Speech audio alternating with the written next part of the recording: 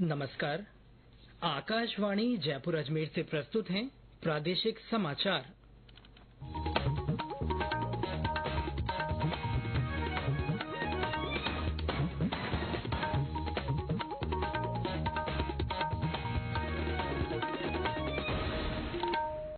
मुख्य समाचार। 18वीं लोकसभा के चुनाव के तहत 4 जून को होने वाली मतगणना को लेकर प्रदेश के विभिन्न जिलों में तैयारियां जारी। देश में इस वर्ष मई महीने के लिए सकल वस्तु और सेवा कर जीएसटी राजस्व संग्रह 1,73,000 करोड़ रुपए हुआ। पश्चिमी विक्षोभ के असर से राज्य में कई स्थानों पर हुई बारिश से लोगों को गर्मी से मिली राहत। और प्रदेश के रोडवेज कर्मचारियों की हाजिरी अब होगी मोबाइल ऐप के जरिए।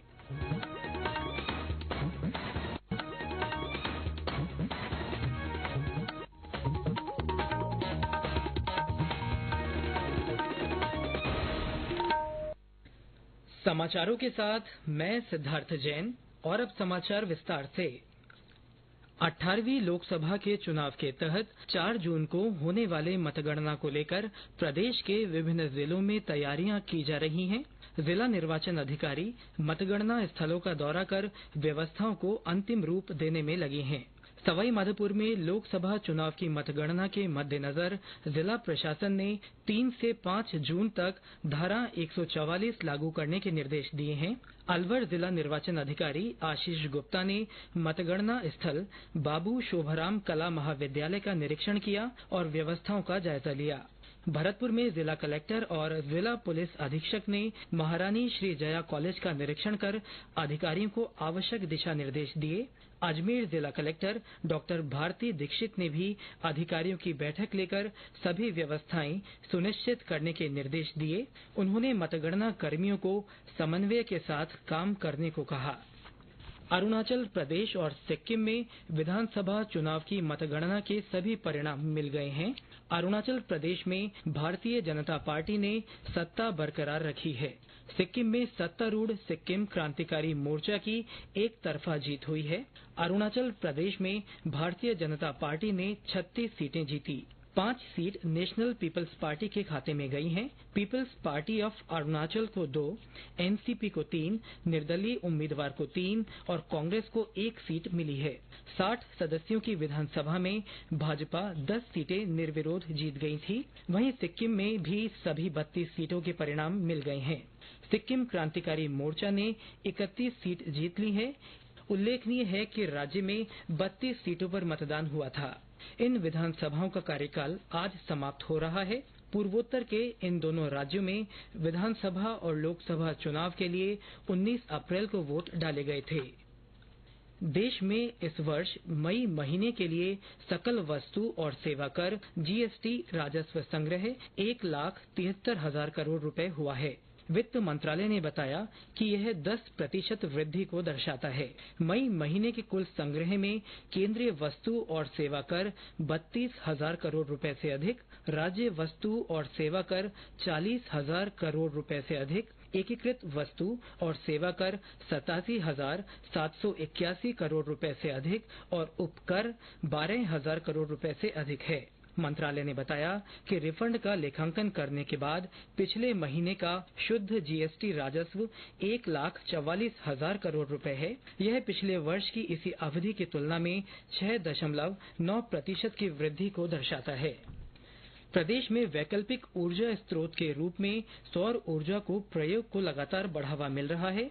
इसी कड़ी में पाली के कृषि विज्ञान केंद्र ने सोलर ट्री का प्रयोग किया है। इस तरह का प्रयोग कृषि भूमि के लिए उपयोगी साबित हो रहा है। और ब्यौरा हमारे संवाददाता से। पाली के कृषि विज्ञान केंद्र में सोलर ट्री का अनोखा प्रयोग देखने को मिल रहा है। सोलर ट्री को जमीन पर स्टैंड बनाकर ऊपर पिलर पर अलग अलग प्रकार का वृक्ष का रूप दिया गया है। सबसे बड़ी बात यह है कि सोलर ट्री कम जगह को घेरता है। जिन पेड़ पौधों या फसल जिनको धूप और छांव दोनों की जरूरत रहती है वह इनके नीचे लगाए जा सकते हैं। इनके नीचे अलग अलग दूरी पर सोलर वृक्ष जगह भी कम घेरते हैं। इससे समय की बचत होती है। इतना ही नहीं, दूर से आकर्षक व सुंदर लगते हैं। इसके नीचे आराम से खेती होती है और वहीं सोलर ट्री को आवारा या जंगली पशु से भी नुकसान पहुंचाने की संभावना कम हो जाती है। इस तरह का प्रयोग कृषि भूमि में उपयोगी सिद्ध हो रहा है। विशारद जोशी, आकाशवाणी समाचार, पाली। पंजाब के फतेहगढ़ साहिब में आज तड़के लुधियाना अंबाला मुख्य रेल मार्ग पर 2 मालगाड़ियां टकरा गई। इससे 51 रेलगाड़ियों की आवाजाही पर असर पड़ा है और 7 रेलगाड़ियां रद्द कर दी गई हैं। ये समाचार आकाशवाणी जयपुर अजमेर से प्रसारित किए जा रहे हैं।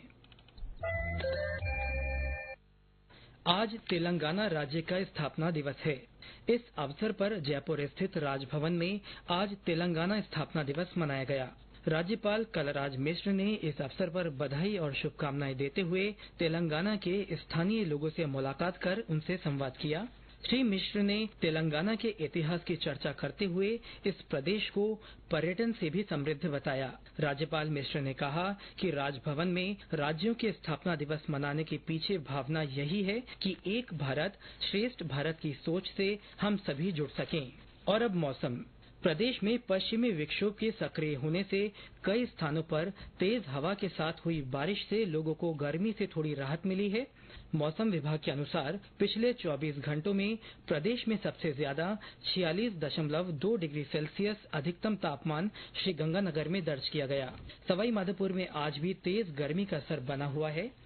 विभिन्न सामाजिक संगठनों की ओर से राहगीरों को ठंडा जल पिलाने की व्यवस्था की गई है। बूंदी में आज भी तेज गर्मी का दौर जारी रहा। वहीं कोटा में भी तेज गर्मी का दौर जारी रहने से जनजीवन प्रभावित हुआ है। हमारे संवाददाता ने बताया कि भीषण गर्मी को देखते हुए जिला कलेक्टर ने दोपहर के समय कोचिंग संस्थान बंद रखने तथा ऑनलाइन कोचिंग देने के निर्देश दिए हैं। मौसम में बदलाव के चलते कोटा में तापमान एक बार फिर बढ़ता नजर आ रहा है। सुबह शाम की तुलना में लू के थपेड़े दिन में अधिक महसूस हो रहे हैं। हालांकि रात के तापमान में गिरावट से लोग राहत महसूस कर रहे हैं। दूसरी ओर भीषण गर्मी का असर अब पशुओं पर भी नजर आने लगा है। पशु बुखार और डायरिया की चपेट में आने लगे हैं। दुधारू पशुओं में दुग्ध के उत्पादन में कमी देखी जा रही है। मांडलगढ़ से रेस्क्यू कर लाया गया 5 माह का पैंथर शावक भीषण गर्मी की चपेट में आ गया, जिसका अभेड़ा बायोलॉजिकल पार्क में इलाज चल रहा है। जिला कलेक्टर की अपील पर जिले भर में सामाजिक संस्थाएं आगे आई हैं, जिनके द्वारा छांव के साथ ही शीतल जल, छाछ और शरबत की व्यवस्था की जा रही है। उधर जिला कलेक्टर ने कोचिंग संस्थानों को 12 से 3 बजे तक कोचिंग बंद रखने के निर्देश दे रखे हैं। वहीं ऑनलाइन कोचिंग की सुविधा भी देने के निर्देश दिए हैं। आशीष मेहता, आकाशवाणी समाचार, कोटा। नीमकाथाना जिले में आज दिन भर बादल छाए रहे और कुछ स्थानों पर हल्की बूंदाबांदी हुई।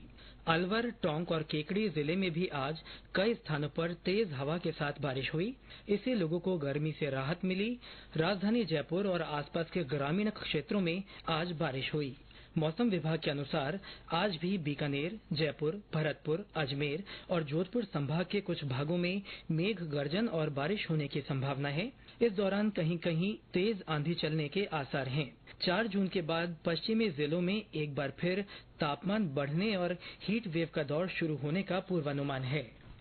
प्रदेश के रोडवेज कार्मिकों की हाजिरी अब मोबाइल ऐप के जरिए दर्ज होगी।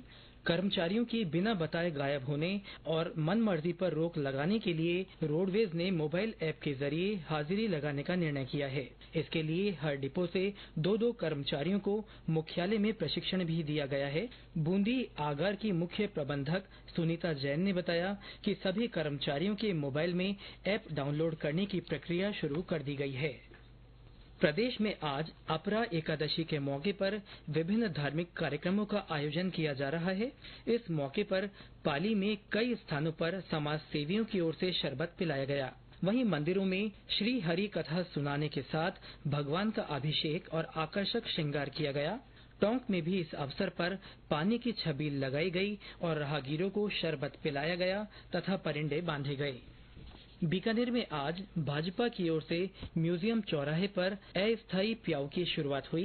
केंद्रीय मंत्री अर्जुन राम मेघवाल और भाजपा अनुसूचित जाति मोर्चा के प्रदेश अध्यक्ष कैलाश मेघवाल ने राहगीरों को पानी पिलाकर प्याऊ की शुरुआत की।